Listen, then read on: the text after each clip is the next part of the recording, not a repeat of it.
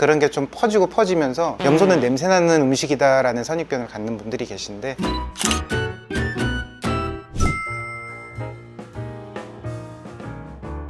염소 자체는 몸을 따뜻하게 해주는 약용성 음식이라고 해요. 한의학적으로 뭐 그렇게 제가 함부로 접근할 수는 없지만, 이제 염소 자체는 몸을 좀 따뜻하게 해주고 뭐 소화도 잘 되는 음식이고요. 소화도 잘 되니까 기력 회복에 도움이 많이 되겠죠. 보양 음식으로서 많이 착고들이 있습니다. 근데 사실 염소에서 제일 어려운 이게 바로 특이치잖아요. 염소가 냄새가 난다는 선입견을 갖는 분들이 굉장히 많으세요. 왜냐면 예전에, 그러니까 한 20년 전 부모님 세대 때 흑염소를 드시던 분들은 그 지역마다 좀 편차가 있지만 어떤 지역에서는 이 냄새를 약이라 생각하고 그걸 즐기면서 드신 그런 일부 지역들도 있어요. 그렇다 보니까 그런 게 좀 퍼지면서 염소는 냄새나는 음식이다 라는 선입견을 갖는 분들이 계신데, 모든 가축 중에서도 순염소들은 특이치라는 게 있어요. 항상 특이치가 발생할 수 있는, 이제 종자번식할 정도로 발정이 나려고 할 때 중에 호르몬 냄새 같은 거라고 보시면 돼요. 한 1년이 넘어갔을 때부터 본격적으로 냄새가 막 심하게 납니다. 그리고 본격적으로 발정이 나고 그러면 이 정수리 쪽에서도 좀 많이 나고요, 귀 있는 쪽, 그런 쪽에서도 많이 특이치가 좀 나요. 그래서 그런 특이치 같은 거 나지 않는 염소들을 만드는 게 일단은 첫 번째 목표인데, 냄새가 나면은 사람들이 먹기가 좀 꺼려질 거 아니에요. 모든 음식이 아무리 건강을 위해서 보양을 목적으로 뭐 웰빙이라고 해서 좋은 음식이라고 하면 일단은 음식이 맛이 없으면 손님들이 안 와요.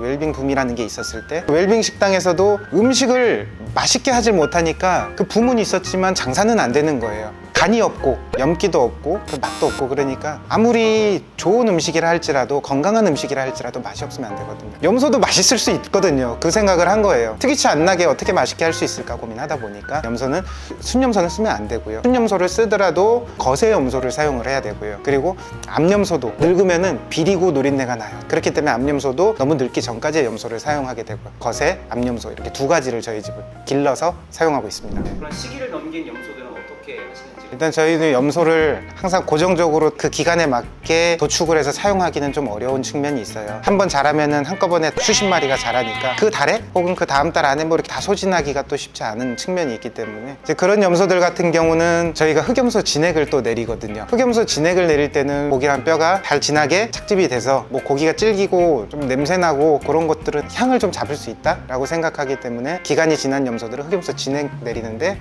사용을 하고 있습니다. 염소는 저희가, 그러니까 출산을 해서 새끼 염소를 배출하기까지는 옛날에는 가능했는데 지금은 좀 현실적으로 어려워요.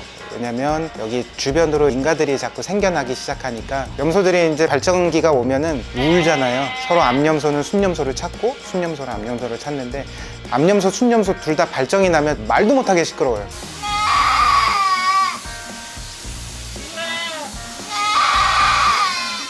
근데 그런 소리들을 들으면은 힘들잖아요, 민가에서.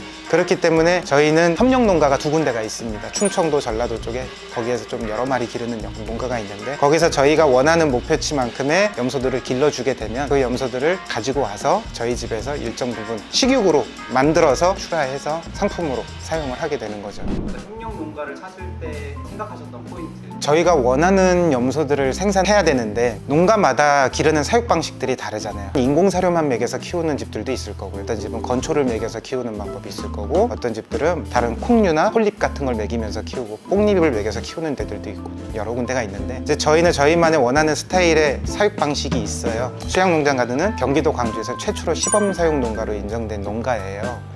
염소들을 어떻게 저희 아버지처럼 사육을 해줄 수 있는 농가가 있는가, 그걸 열심히 찾아보다가 알게 된 그 협력 농가들이 알려드린 방법대로 염소들을 비육을 해서 받고 있습니다. 아버님께서 농장 운영을 되게 오래 하셨으니까 노하우가 상당하시긴 하겠어요. 시범사육 농가로 있으면서도 치커리를 직접 재배를 해서 치커리 사육도 많이 했고요. 농업기술센터랑 건국대 축산과에서 시범사육 농가로 선정을 해줬을 때 종축 개량 같은 걸 위해서 어떤 방식으로 어떻게 사육하면 좋을지 여러 실험 같은 게 이루어졌었는데, 옛날에 비하면 지금 염소들 개체량은 성체가 되면은 많게는 80, 90kg까지도 16개월, 17개월 정도 자랐으면은 다 자란 게 90kg 가까이 되는 염소들도 있어요. 덩치가 크다고 해서 늙은 염소가 아니라 젊은 염소니까 젊은 염소인 만큼 고기도 부드럽고 덩치도 크기 때문에 일정 부분 더블링이 잘 돼서 구이로도 활용하기가 좋고, 그런 품종 개량하는 데 이바지한 농가라고 생각해 주시면 될 것 같습니다. 전염병은 혹시 구제역 같은 전염병이 있을 수 있기 때문에 전염병에 대비해서 농업축산과 같은 데에서 정기적으로 백신을 맞추러 또 옵니다. 출하가 바로 임박한 것들은 맞추면 안 되는 거고요. 한 달, 두 달 뒤에 출하할 것들까지 이렇게 딱 정해서 백신을 맞춥니다. 상대적으로 돼지나 소에 비해서는 피해는 그렇게 많지는 않습니다. 우리나라에서 작년인가 재작년까지 제가 알기로는 구제역이 걸렸다는 사례는 제가 못 봤었어요.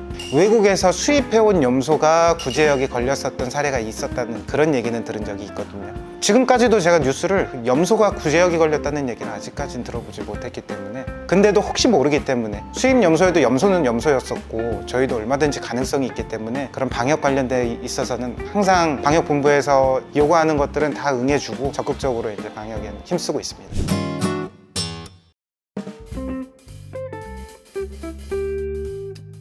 가든 운영하면서 가끔 그런 손님들이 계세요. 사진 찍어보고 음식에 대해서 서로 주고받고 속닥속닥 하시고 하는 분들 보면 배우러 오셨구나, 뻔히 보이거든요. 이제 새로 배우신다면 우리가 직접적으로 알려드릴 수는 없지만 그냥 속으로 생각하는 거죠. 뭐 하나 두 개 얻어 가실 수 있으면 얻어 가시라고 생각하는 거죠. 이런 손님이 계셨어요. 딱 오셔가지고 걸어 들어오시면서 좀 50대 정도 돼 보이셨는데, 아버지 어디 계셔? 전 아는 분인 줄 알고 안녕하세요, 일단 인사부터 했죠. 아버지 잠깐 외출하셨어요? 그랬더니 아 그래? 그러더니 들어가더라고요. 이따가 아버지 오시면 말씀드리겠습니다 라고 얘기했는데 오시면 꼭 좀 왔다고 말씀 좀 드리라고. 그래서 일단 아버지가 오셨어요. 뭐 아시는 분이 오신 것 같은데 제가 누군지는 잘 모르겠어요. 가보셔야 될 것 같아요. 아버지가 들어가셨는데 아버지도 잘 모르시는 분이에요.